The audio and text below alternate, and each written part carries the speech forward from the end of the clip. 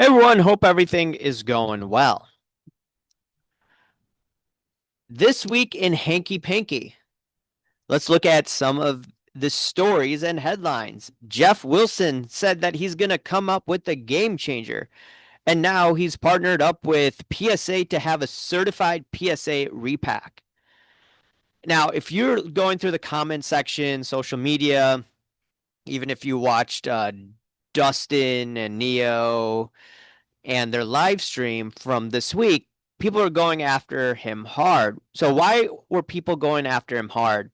Well, you still have to look at the fact that Jeff Wilson has been deceptive when it came to the PPP saga, especially when Sports Card Radio showed that, hey, look, they're getting PPP money from the government and it was used for other means, it looks like, rather than, solely for the media company that he once owned or the marketing agency that he owned.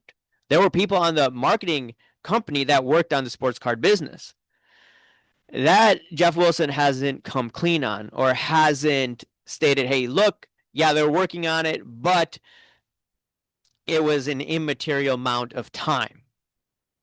We didn't say that statement. So that's one of the reasons why I think people are coming after hard after Jeff Wilson. And also he was, doing that pumping of Star 84 is very deceptive, not coming clean on the cards that he had at the time. And I did a reel on that. You could take a look at it. I'm not going to rehash that over and over again. But going back to this, Jeff Wilson, once again, is aligning himself with Nat Turner. Nat Turner, we know, is buddies with Goonblatt. Not only that, he's on the board of GME, GameStop, and the Backyard Bros do business with GameStop. So Jeff Wilson was going after GameStop, not GameStop, Backyard Bros because of the Pedogate comments. And now, he's hush hush quiet on the Pedogate comments because everyone does business together. Okay. It's a conflict of interest if you talk about it and if you're in the hobby. That's why you need more independent voices in the hobby to discuss this, to put pressure on them to be like, hey, look, what's going on? Why are you doing business with these people engaged in massive hanky panky? But once again, money talks. And also, what I noticed is that in the comment section, or he was saying that, hey, look, his team monitors social media comments. And I'm pretty sure they look closely at Sports Card Radio comments and they look at this Cardboard Life and maybe a few others as well. And if you, go after Jeff Wilson, you're not going to be part of the Good Old Boy Network. So that's something to note. What was also interesting is that this card allegedly 2024 Panini Flawless WNBA Platinum Caitlin Clark Rookie Logo Man Patch Auto. Okay, excuse me, Logo Woman. Got to be careful. Logo Woman Patch Autograph 1/1. Sure, it's a nice card, but you have to ask yourself these questions, right? When the hobby announces, hey, it's sold for $666,000 or $660,000, have these cards been paid for? They could be. But the reason why I say that is there was a Wayne Gretzky card that was not paid for. Let me look it up right now. Wayne Gretzky Heritage Auction card not paid. A Wayne Gretzky rookie card case sold at Heritage for $3.72 million, but the buyer, Jack A, failed to pay the full amount. Came to play the $3 million up front, but Heritage disputes this, stating no payment was ever received. Okay? And they were just like pumping this to the moon, but it wasn't paid for. That's why I think what the hobby should do, and I made the mistake too, from what I remember. I was saying, hey, this is great, this is awesome. But I learned is that, hey, look, wait till it gets paid, then highlight it. It's like they want to always promote, hey, it's been paid, it's been paid. Look at this record sale. Suppose an IPO happen or like a company buys out another company. You always see them saying, hey, this is contingent based on regulatory factors and also the board agreeing upon it, the board of directors. Once you get those sign offs, then it's official. But you don't see the hobby talking like that. Why is that? Right? Some people, in the DMs the other day said that's cynical take. Just for saying, hey, look, hey, they should probably say it's getting paid. When you do accounting work, the bosses will be like, hey, look, how did you come up with that journal entry?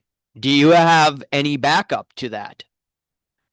So if you go to the sports card people, they always want facts. They always want substantiation. Where's the substantiation that's been paid for?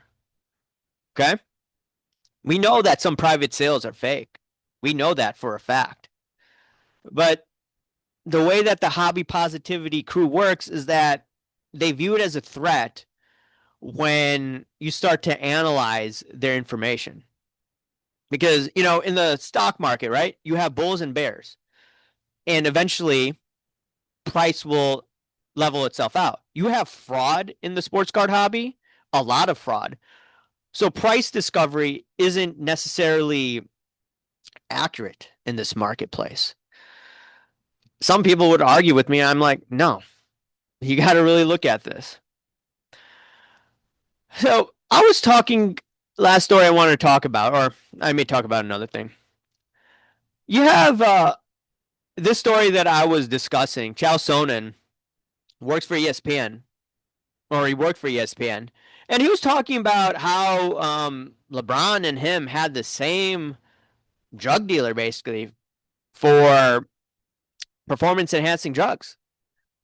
And I was shocked that LeBron James didn't sue the crap out of Chael Sonnen. He should have if he's clean.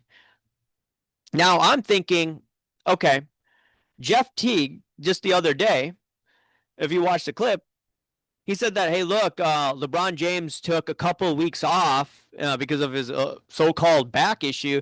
And then he came back, when they announced the PED testing, and guess what? He got skinny. And I'm just thinking to myself, wait. And he did use the word allegedly, but then he backtracked what he was saying. I was talking about this last year, and I was getting lit up in the comment section. I don't know why, because I was just saying, hey, look, Chael Sonnen is stating this. LeBron James used to be the face of the league. And LeBron James does say some things in social media which makes you think, hey, look, is this guy controlled like a politician? Like, that you see on either side of the party? Is this guy, compromised in the sense that people are, you know, controlling the narrative of what he's discussing? I do think so. That's why I don't think the media comes after him. The media goes after people that's a threat to them that they can't control. They can't control someone like Aaron Rodgers. They can't control someone like Kyrie Irving. I may not agree with everything that they say, but to be blunt, they're not puppets.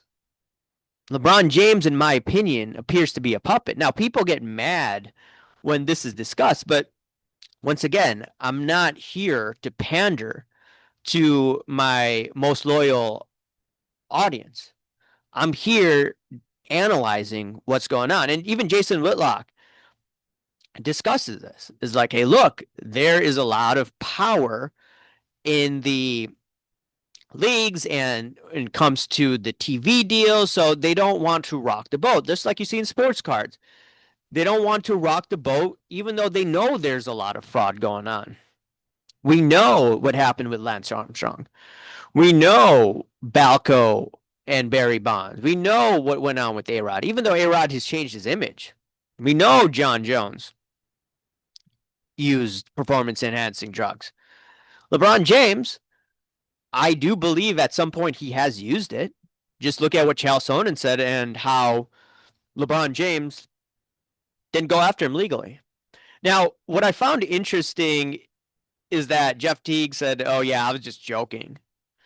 I think, from a defamation point of view, I think LeBron James probably had a little more leeway, not leeway, but had an easier chance to go after him compared to Chael Sonnen because Chael Sonnen said, "Hey, look, we had the same drug guy." Now, what does it mean for sports cards? We know there's a bunch of fraud, just came out the other day for fake autographs, but the players that we like collecting, how many of them have actually used performance enhancing drugs? Now, once again, since LeBron James is controlled based on what I looked at, I don't think anything's going to happen here. I don't think they're going to come after him unless LeBron James goes off script, doesn't do what the puppet masters say. His card values, people will ignore it. But it just highlights that, hey, look, how much hanky panky is going on in sports cards, in sports, in the autograph market. Like, dude, this is like the Matrix. And I never expected the sports card hobby to be like this. And we know that there was some people cheating in sports, but not to the extent that what I once thought it was. So, anyways, let me know your thoughts. Have a nice weekend, and I'll talk to you later. Bye.